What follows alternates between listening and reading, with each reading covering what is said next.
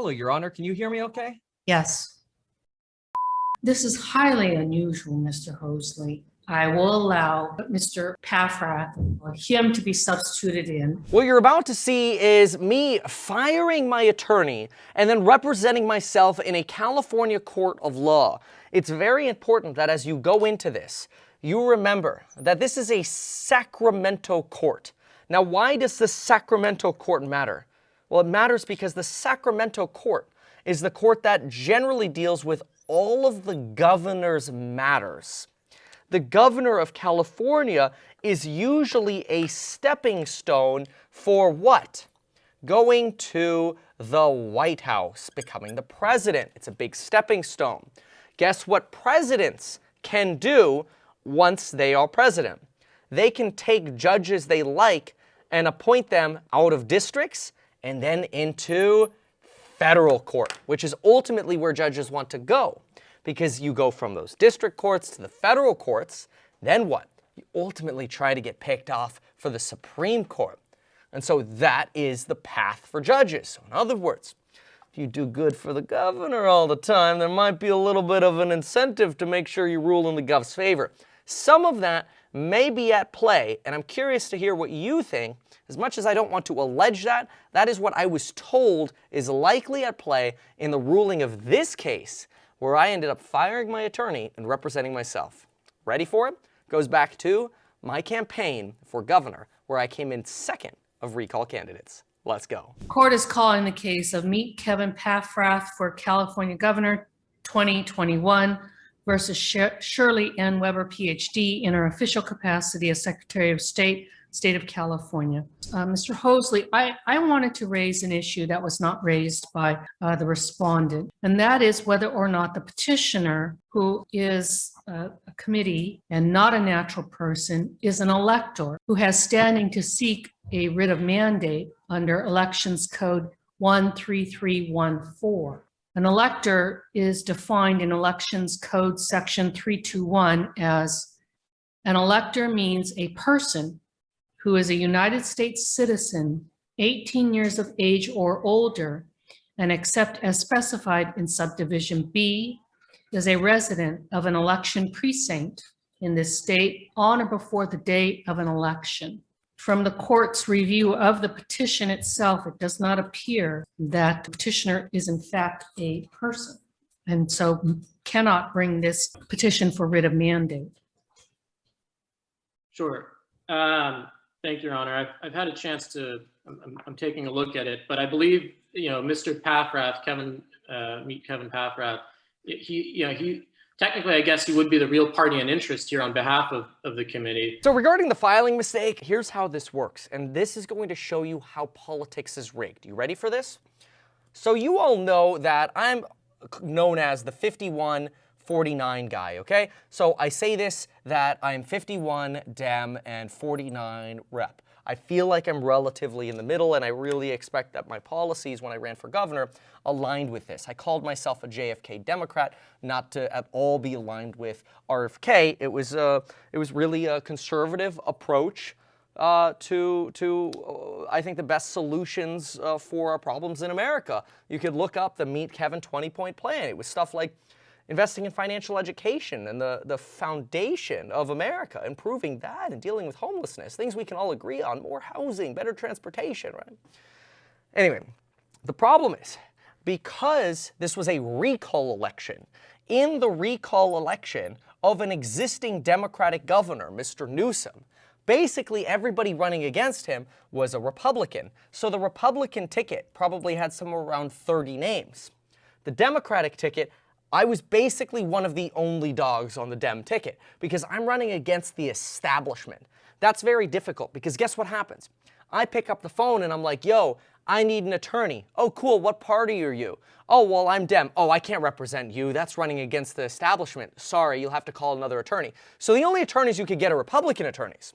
Well, there were 4 lawsuits filed at the time. The Republican attorney that I had on retainer is like, hey, we need to represent our own case at the same time, so we can't represent you. So here's basically someone else. And I'm like, bro, you're dropping this bag on me like last minute. And they're like, sorry. So I prepped the case myself. But anyway, that person ends up making a filing mistake. And I'm like, this is how the game is rigged. If you're running against the establishment, you're screwed. If the court allows it, we can simply, amend that or state that, and I'm stating that on the record that, he is the real party in interest here on behalf of the campaign, obviously, as the sole candidate. There's no confusion, and, there isn't anyone else that the committee represents. It's his committee. Right. But I think this is a jurisdictional issue, and that is whether or not the court even has jurisdiction to entertain the merits of the petition. In this case, the petitioner is not an elector as defined in the Elections Code.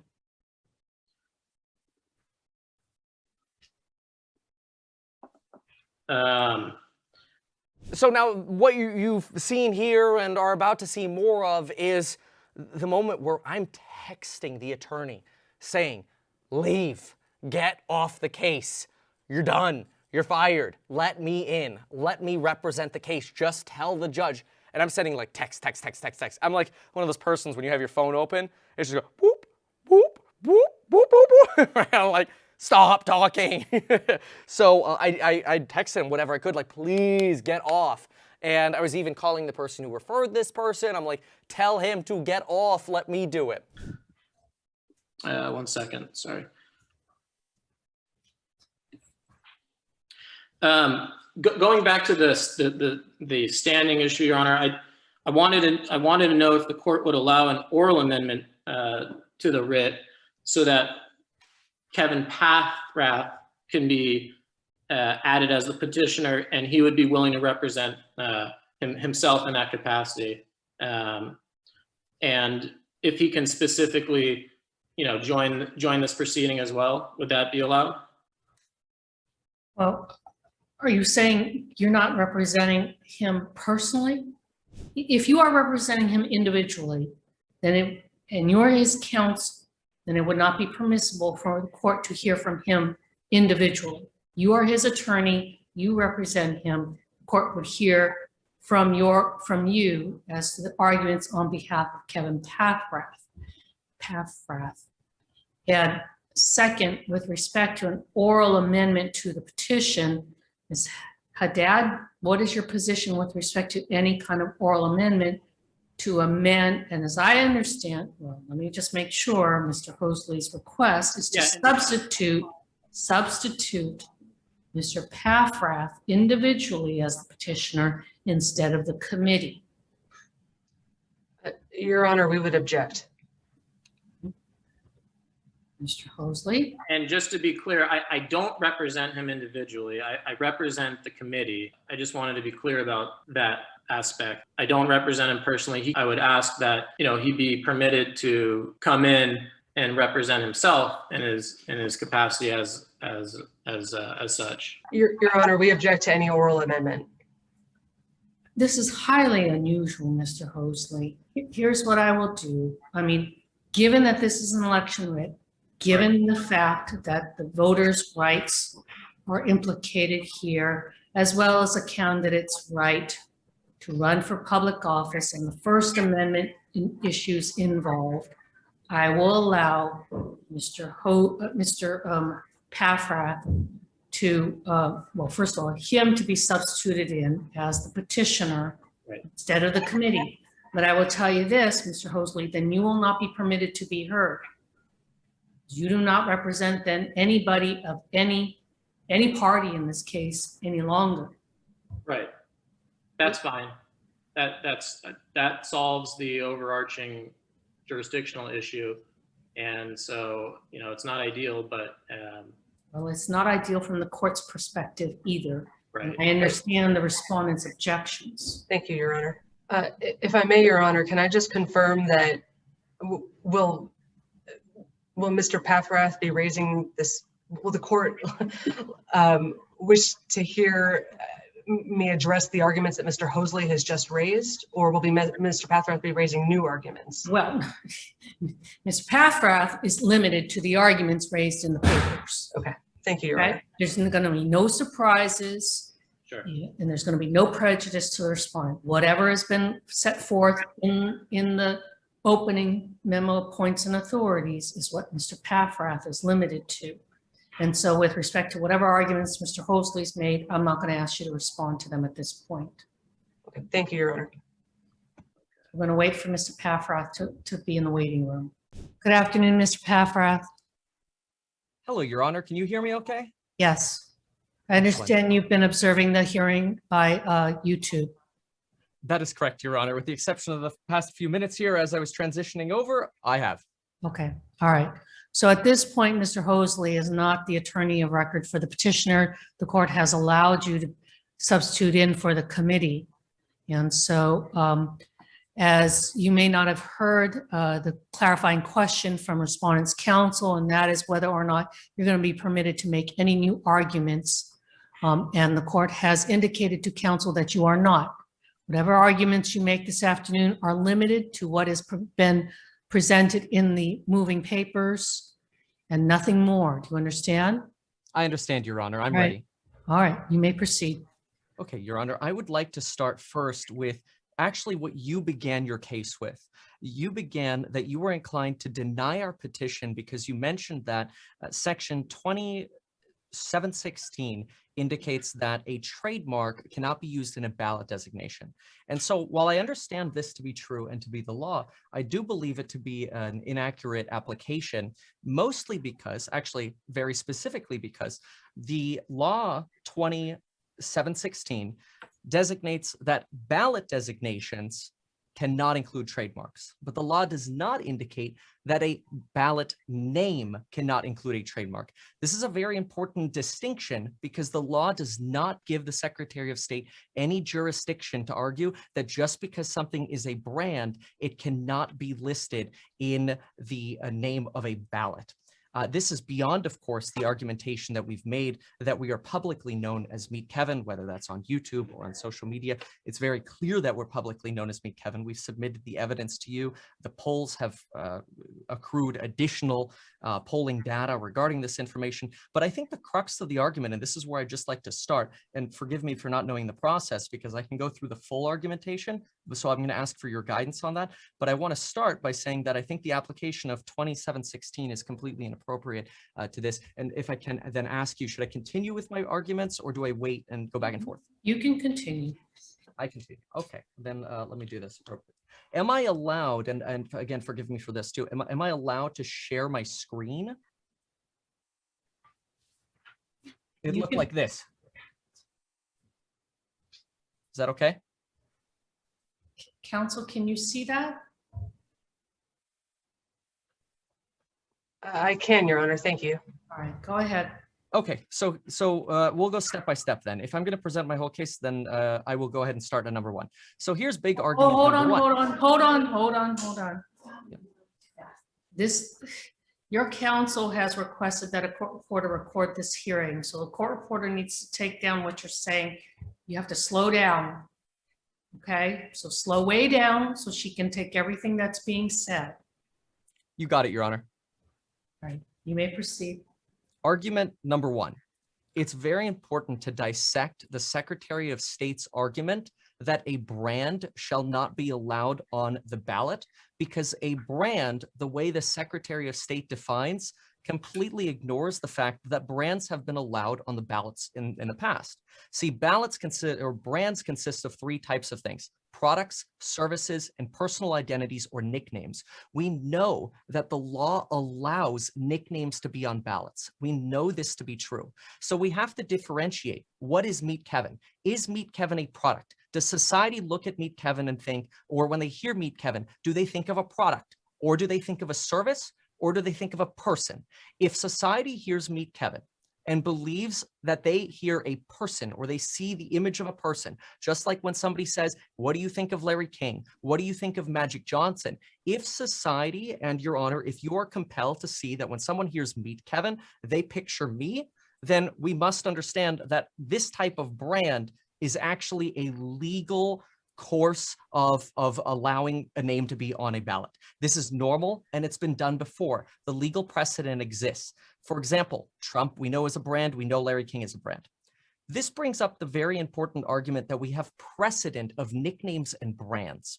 This is extremely important because when we look at the 2003 recall election ballot, we know that Kurt Takakazi Reitmeier was on the ballot. This is simple that anybody could Google the 2003 California recall election ballot and see this particular name was authorized.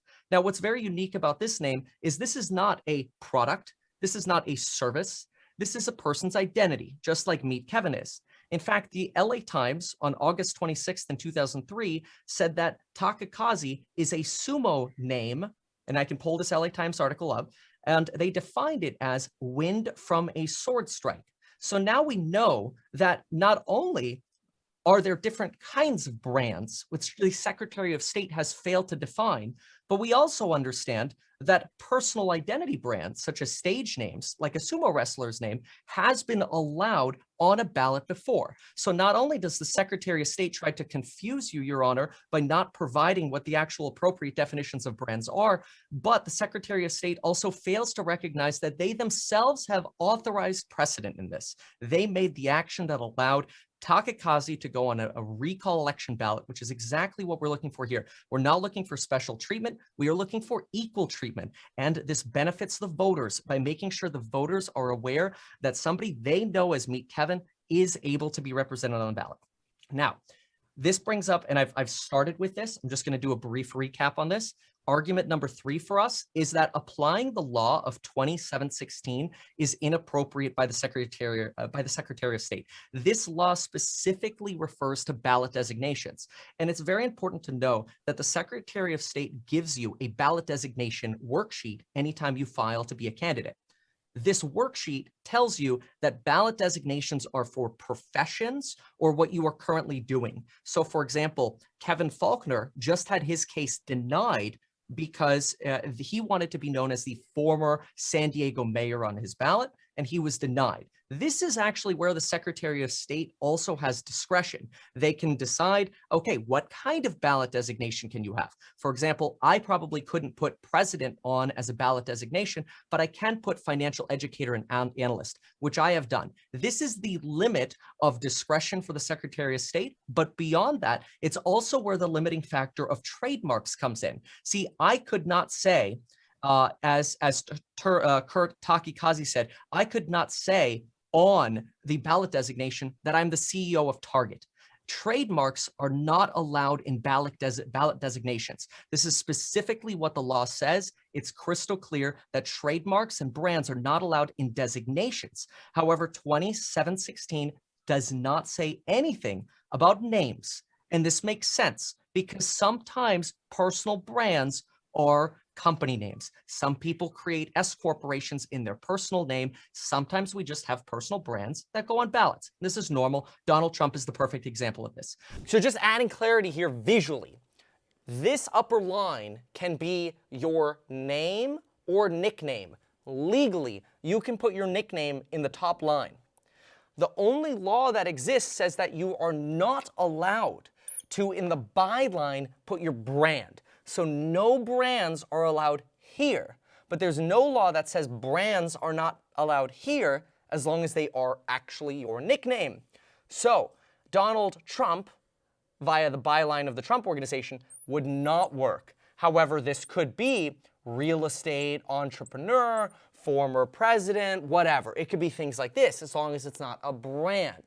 Now, if Donald's nickname was Meet Donald and everybody knew him as Meet Donald, you could put your name on the ballot like this, Meet Donald Trump, and you put the quotes to indicate that is your nickname. That is legal. There is precedent for that, as I talk about in the case. But again, the law specifically says no brands in the subline. There is no exclusion about brands in the top line as long as they're actually your nickname. And people don't come up to me and go, hey, Kevin Paffrath. They come up and say, hey, Meet Kevin. Duh, because like in every video, I introduce myself as Meet Kevin. The last argument, well, actually 2 more brief arguments. You've seen these before. We've submitted these to evidence. When I've surveyed the people who know me, the folks who support my campaign, and I ask them, how do you tell people about me? That is, how do you know me / my name? On YouTube, I had 70,000 voters, 70,000 said, I watch Meet Kevin on YouTube.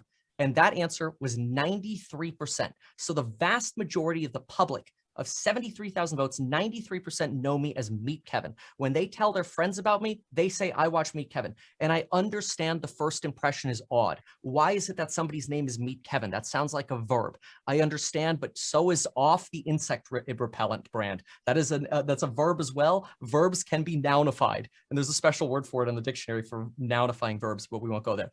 Anyway, the public perception is very clear on YouTube that I am known as Meet Kevin. Other YouTubers, when they make videos about me, they say, I'm making this reaction to Meet Kevin. Meet Kevin just bought this stock. Meet Kevin just bought a house, whatever. It's always Meet Kevin. Almost done here. Sorry for this, but I want to be thorough. I asked 2 polls on Twitter on the day that I was denied by the Secretary of State. In fact, they initially mentioned that, hey, we're not sure if we can use this. They're going to check with their supervisor. As soon as I heard that there was any kind of uncertainty, I ran this poll. That was July 15th that I ran the poll. The poll was up for 24 hours. On Twitter, I received 7,714 votes. And I asked, if you saw me on the street, how would you greet me? Answer your first reaction. What do you know me as? And 86.4% of respondents said, hi, Meet Kevin, which is very appropriate since right now, when I go to campaign rallies or I walk down a street, people will say, if they, even if they're not expecting me, excuse me, in like a Starbucks or something like that, people will see me and they would say, oh my gosh, it's Meet Kevin. Hi, Meet Kevin. How are you doing, Meet Kevin? See, Meet Kevin is me. It is not something else. It is me. I understand that in the past, I have used it as part of my real estate image because I have also defined myself as Meet Kevin in real estate, but I've also let my real estate license expire. I am not actively taking clients. I haven't had clients in 18 months. I've only represented myself, and I'm not using my real estate license anymore. So that also puts to bed this argument that I'm trying to somehow promote this brand. That's not what I'm doing. I'm just trying the public to get to know what my identity is. I had one more poll and then one last thing to say, and then I'm done. So about 1 minute.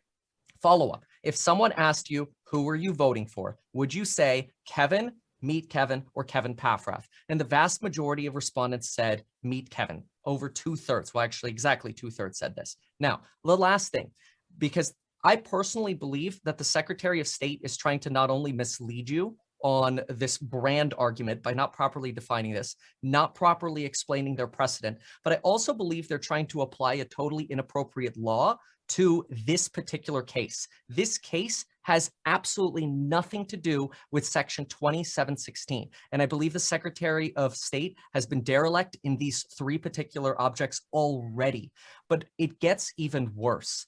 In their response, they said that Fox Kennedy never mentioned me by the phrase Meet Kevin, when in fact she did, which, Your Honor, I can play this video for the court within a minute if you wanted me to. But the quote that she says at 2 minutes and 8 seconds to 2 minutes and 12 seconds in the video is, she talks about my plan, she recaps the plan, and then says, quote, and to that I say, yes, Meet Kevin, and points at me. Your Honor, the case is extremely clear here. The public knows me as Meet Kevin. News media organizations know me as Meet Kevin. The Secretary of State is trying to mislead you by keeping me off the ballot, and that is going to hurt voters. Your Honor, thank you for the time. Thank you. Ms. Haddad? Ms. Haddad? Yes, Your Honor. First, I just want to make clear that the Secretary of State is in no way trying to keep Mr. Paffrath off the ballot. As we've made clear, he is going to be on the ballot. What is at issue here is whether or not Meet Kevin is a nickname that can qualify as a candidate name, and the answer is it cannot. Just to address, I know that you've read the briefs, so I won't take you through those again. I just would like to address the arguments that Mr. Paffrath has raised here today. Regarding the elections code must be read as a whole. The Secretary of State's regulation 2716 concerning ballot designations is very instructive because it addresses one of the few things that can go on the ballot. So the items that can go on a ballot are the candidate name, the office that the candidate is running for, the ballot designation, and in certain circumstances, the party that the candidate chooses, the party of preference that the candidate chooses. For the ballot designation, the candidate name, though there's no definition by the legislature, every instance used by the legislature in every statute implies that it is the name that the individual is known by. And historically, this has included nicknames that, you know, of examples that we all know. For example, Joe Biden or Gray Davis. Objection. Your Honor, if I may continue. Yes. Regarding the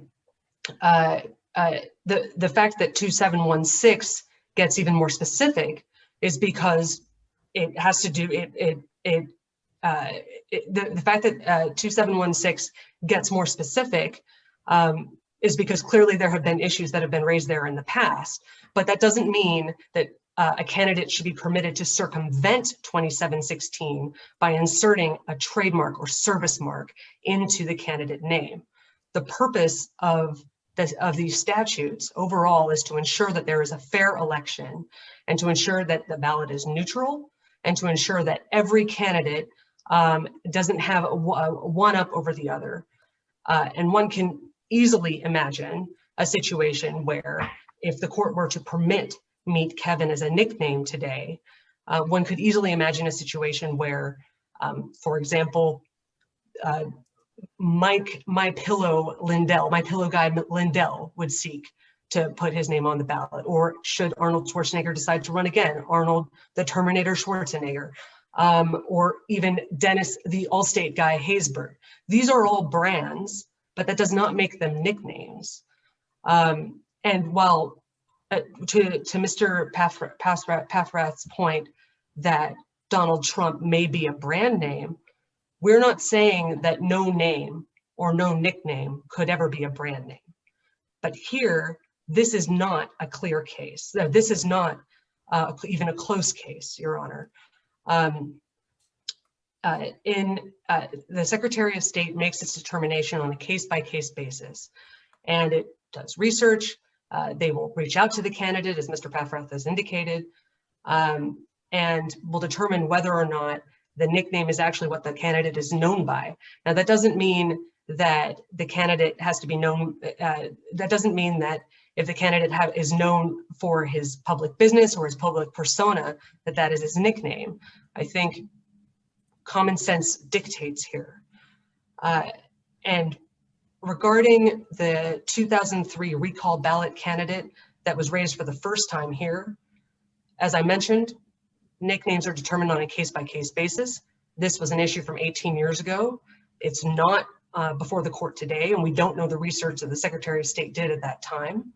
But also, even if Your Honor is to consider it, stage names are not necessarily prohibited as nicknames. Again, it is a case-by-case basis. And while there may be close calls out there, frankly, this wasn't one. Your Honor, may I respond? Hold on, I don't think she's finished. Thank you, Your Honor. I also I'd like to point out that there has been no violation of any law by the Secretary of State in making this determination. The Elections Code specifically states that the candidate must have that on the ballot, the names of all qualified candidates. To the extent that this permits nicknames, this is left to the Secretary of State's discretion. The Secretary of State exercised discretion here and did not abuse it. So we do urge deference to that determination, Your Honor. Thank you. Mr. Paffrath? Yes, Your Honor. Thank you so much.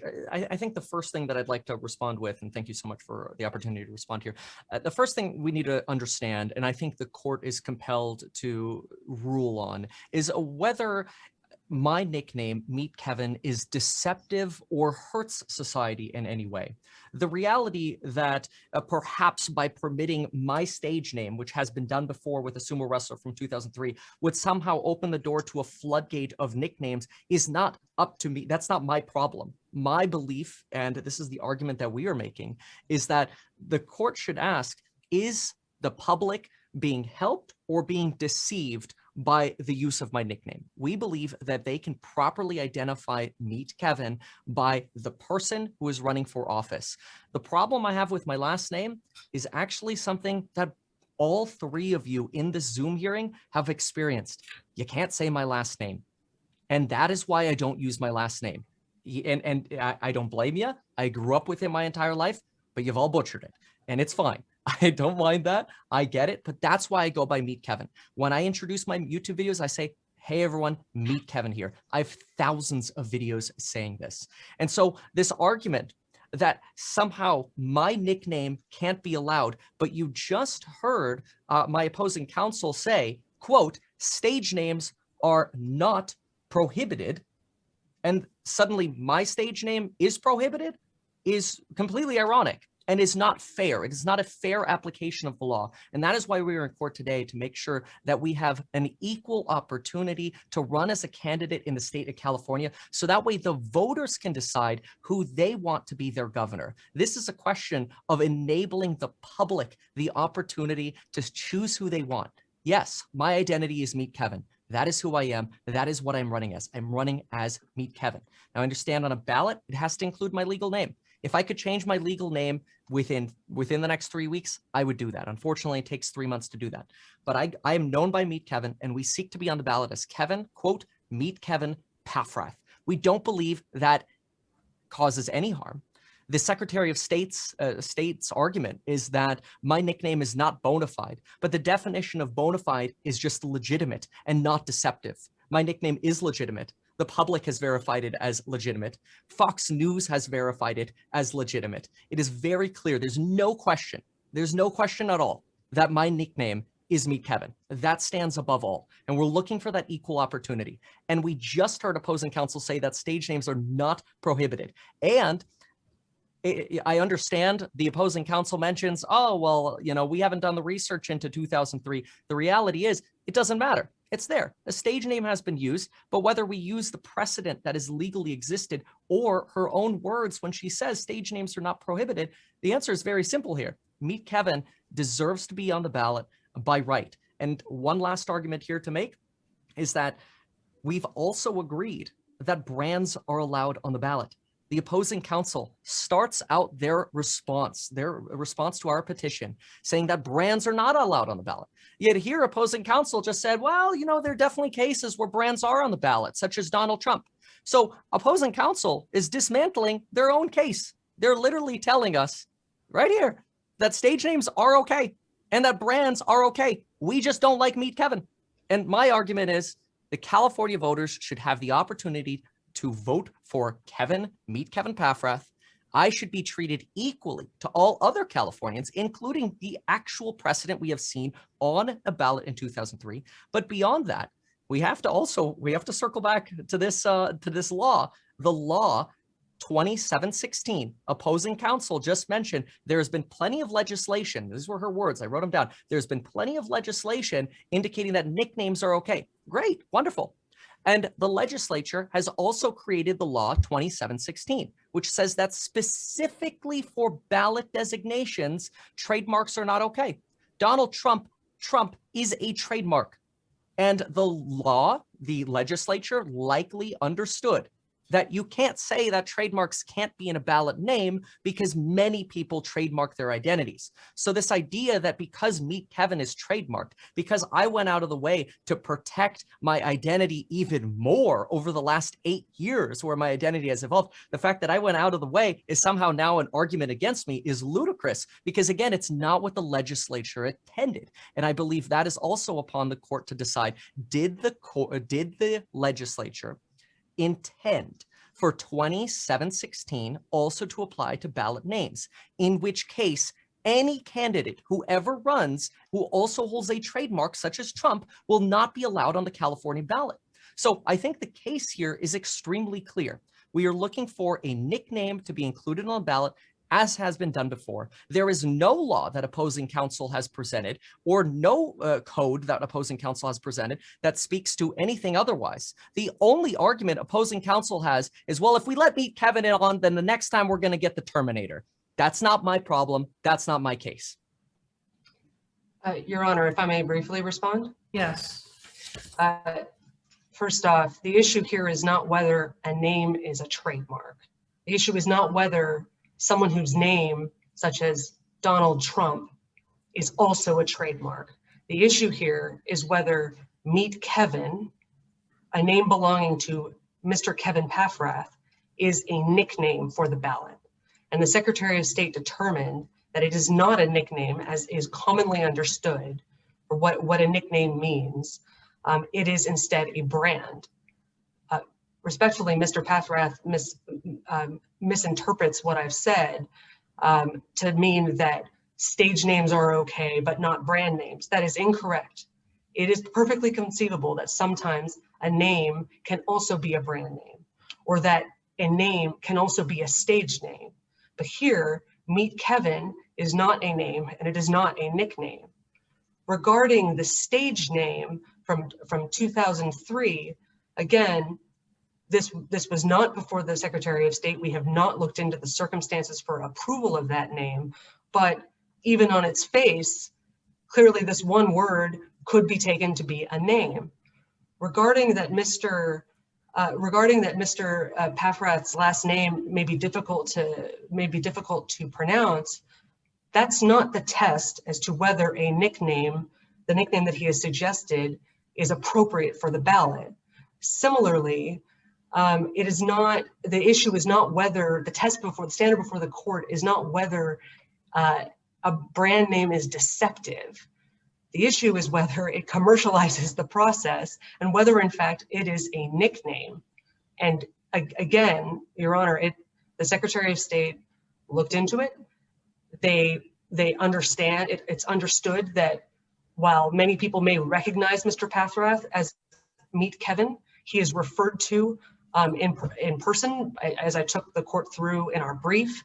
In section 1B of our brief, I took us through the materials that Mr. Paffrath had submitted to show that even in those materials, he's referred to as Kevin Paffrath. So, I mean, we understand that the source of his popularity may be this brand that he has built, but it's not appropriate for the ballot. I'd like to respond. Briefly, and then the court will go ahead and rule. Your Honor, may I play the Fox Kennedy clip where I was referred to as Meet Kevin? I don't think that's appropriate or necessary. I accept your representation that Okay. she referred to you as such. All right, then I'd like to just respond to these last statements here. The opposing counsel just made it very clear that the issue here is whether or not Meet Kevin is a nickname. I have provided evidence based on my hard work over not only the last 8 years of building Meet Kevin as my identity, but I have provided statistical evidence through YouTube polling, through Twitter polling, through references in the media that Meet Kevin is my nickname. Newsweek, the LA Times, the New York Times, they all reference me as Meet Kevin. Now, they may also reference me as Kevin Paffrath, because obviously Kevin Paffrath will also in part appear on the ballot. But my more common name, because when people hear Kevin Paffrath, they don't know who that is. My common name, my common identity, my nickname is Meet Kevin. I have provided evidence to prove that Meet Kevin is my nickname. Now, opposing counsel has said that, well, Kevin doesn't meet the criteria or Meet Kevin hasn't met the criteria for being a nickname. Well, then, A, what is that criteria? Because it certainly wasn't presented in oral arguments here in the court. And B, so far, all I've heard is that the issue is not that it's deceptive. The opposing counsel has dropped the argument that the law stands in the way. The opposing counsel is simply arguing that, well, we don't think it's a nickname. We think that Meet Kevin commercializes the process. Well, in order for Meet Kevin to commercialize the process, Meet Kevin would have to represent a product or a service. It doesn't. And I've provided evidence, whereas opposing counsel has provided zero evidence. I'm providing evidence that Meet Kevin is a nickname. Opposing counsel has not provided any. And it is very clear that if their concern is commercializing the ballot process, then I'd like them to please let me know what product or service is Meet Kevin. When the public hears Meet Kevin, what is that product or service? And Your Honor, if you rule in favor of the Secretary of State, I believe you are ruling against a society of influencers and new up-and-coming potential people who could serve their country and serve America. I am simply seeking that my nickname be on the ballot so I could have a fair chance in this election. I appreciate that. Right. Anything further, Ms. Haddad, before the court rules? No, Your Honor, not at this time. All right, Mr. Paffrath, is the matter submitted for the court's ruling? Do I say yes to this? If you want me to rule, I would like you to rule. Thank okay. you. All right. The court is going to deny the petition for writ of mandate. The court finds that Meet Kevin is not a nickname, it's not obviously his formal name. And the court finds that based upon the evidence in front of it, that it is in fact a brand. All of the evidence presented supports the respondent's position that the words or the phrase Meet Kevin is a brand, that it is how he is known in social media. That's how Trump he's is a known. brand. Well, Donald Trump is a person. I'm not sure I even understand the argument that Donald Trump is a brand, but putting all that aside, the court is going to deny the petition for writ of mandate. Ms. Haddad, did you provide a proposed order for the court? Your Honor, I apologize. I think that was an oversight on our part. I can provide one shortly. All right, you'll need to provide it to Mr. Paffrath quickly because it's now 4 o'clock to approve as to form and get it to the court so that you can obviously have the requisite notice and have the Secretary of State get the order before the deadline of 5 p.m. Your Honor, could I ask just one more question? And Mr. Paffrath, what I would ask you to do is to cooperate with Ms. Haddad to approve the order as to form, and perhaps Mr. Hosley can assist you on that. Sure. All right. Thank you. Thank you. Could I ask one question? Yes. For brand, I just want to know in the future, what if I changed my name to Meet Kevin and like literally my legal name was that? Because that is what people know me as.